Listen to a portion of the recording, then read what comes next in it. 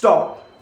अगर आप नहीं चाहते कि 2025 आपका अभी तक का सबसे प्रोडक्टिव ईयर साबित हो, सबसे बेस्ट ईयर साबित हो, तो आप अभी की अभी इस रील को, इस वीडियो को स्किप कर सकते हैं। पर अगर आप सीरियस हैं अपनी लाइफ को लेके और अपनी पूरे साल को लेके, और आप 2025 को अपना ग्रेटेस्ट ईयर साबित करना चाहते हैं, तो ये रील, ये वीडियो आप ही के लिए है। नमस्ते दोस्तों, मेरा नाम अभिनव शर्मा है। स्वागत है आपका मेरे YouTube चैनल पर, और मैं वापस आ चुका हूं एक और नई वीडियो के साथ। ये जो वीडियो है इसमें कोई बुलशिट गाइड नहीं होगी, ना ही ये कोई मोटिवेशन वीडियो है, और ये मेरे पुरानी वीडियोस की तरह भी नहीं है।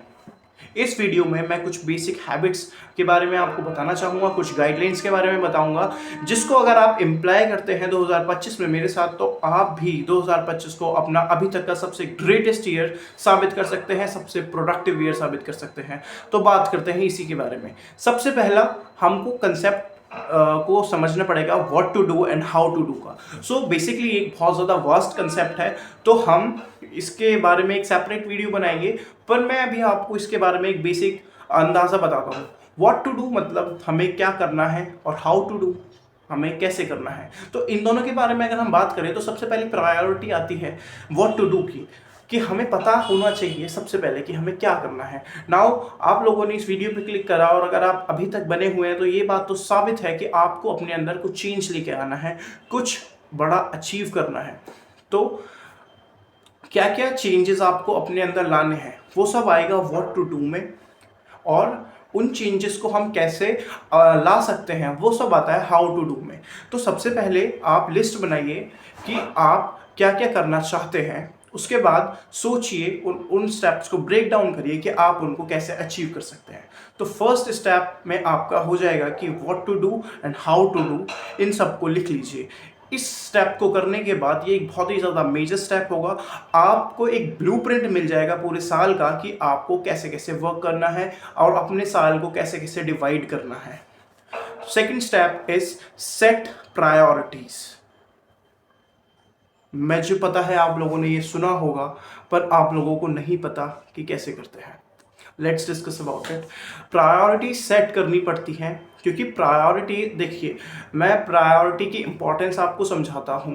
अगर आपको कोई टारगेट अचीव करना है, या आपको कोई अपना असाइनमेंट सबमिट करना है, तो अगर आपके पास एक हफ्ता है, तो आप क्या सोचेंगे कि अभी मेरे पास एक हफ्ते का टाइम है, तो मैं इसको बाद में करता हूँ, और अभी मैं कुछ और जिम चला जाता हूँ या कुछ और काम करता हूँ।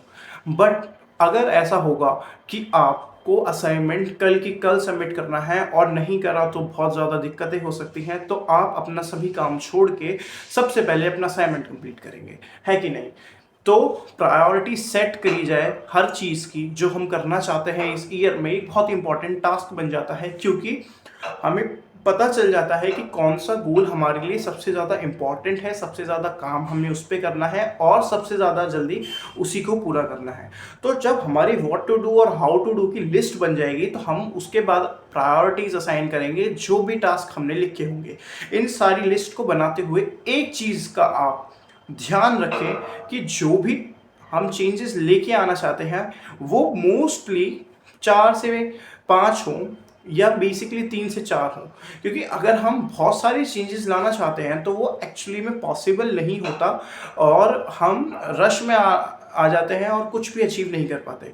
तो मेरा मानना ये है कि टॉप प्रायोरिटीज रखिए 3 से 4 टॉपिक्स को, जिसके बारे में आप चेंज लेके आना चाहते हैं। अगर वो ईयर ख़त्म होने से पहले कंप्लीट हो जाते हैं, तो आप नेक्स्ट टारगेट की तरफ मूव कर सकते हैं, पर शुरुआत में 3 से 4 ही रखिए। उसके बाद आप क्या करिए कि सोचिए, और ये चीज़ अपने दिमाग में रखिए कि आपको किसी भी तरह का रश नहीं करना है, किसी भी तरह की हरी नहीं करनी है। हम लोग क्या करते हैं कि जैसे हम न्यू ईयर रेजोल्यूशंस लेते हैं, तो हमें पता है, हमने अब जान भी लिया है कि रेजोल्यूशंस वर्क नहीं करते, बट हमने कभी ये नहीं सोचा कि रेजोल्यूशंस वर्क क्यों नहीं करते।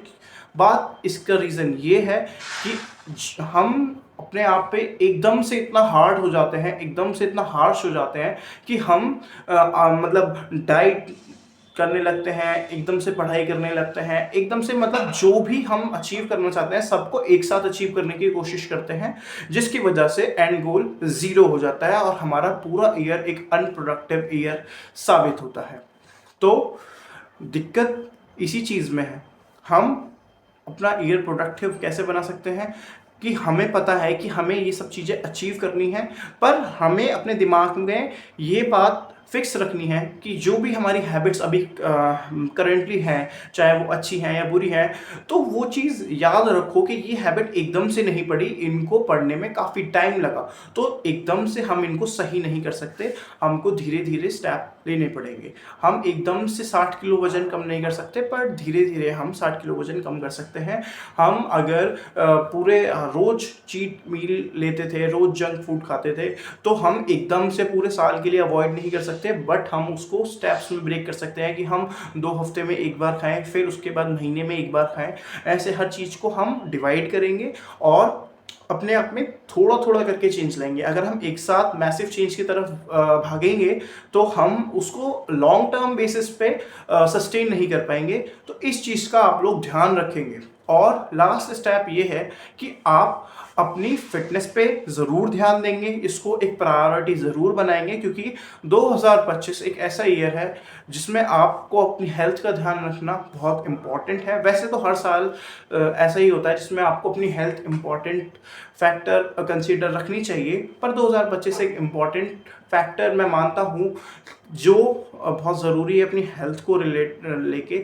जो लोग इंडियन साइकोलॉजी में मानते हैं उनको पता है कि 2025 मार्स का ईयर है, और अम, ये मार्क्स जो होते हैं वो बहुत ज़्यादा इम्पॉर्टेंट होते हैं। अगर हमें अपना ईयर प्रोडक्टिव रखना है तो हमको हेल्थ पे बहुत ज़्यादा फोकस